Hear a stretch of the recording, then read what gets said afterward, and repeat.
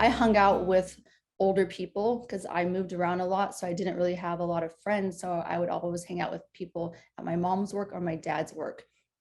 So I just grew up with being around older people and being able to communicate with them.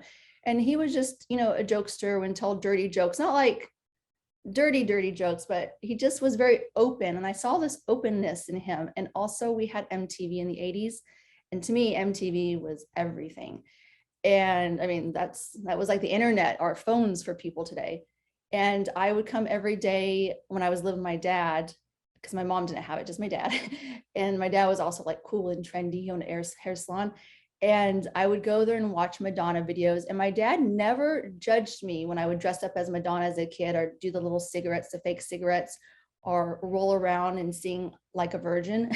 He never said, stop, don't do that. That's wrong, So in my mind, I'm not thinking that's wrong. And I think that's a good thing also, to help with your kids. So I just saw this attitude of, my parents never had this talk with me, but they just kind of led by example. And another thing that we did, my aunt, my mom, and my dad, even though they were divorced, they would still hang out because they had to meet for the kids. And we would go skinny dipping in the ocean, on the East Coast, and just take off our clothes, and all of us go skinny dipping when I was younger. And again, it's not thinking like, oh my gosh, we're being naughty. It's just like, let's have fun. We don't want to get our clothes wet, And it was always at nighttime when there was nobody around. But I also think they were just a little bit more free spirited.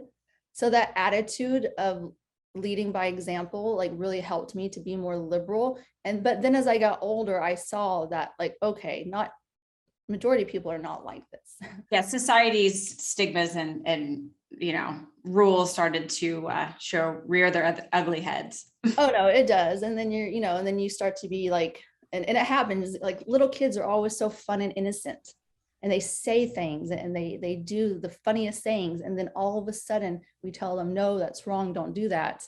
And then you see them not being that same person they used to be. Yeah.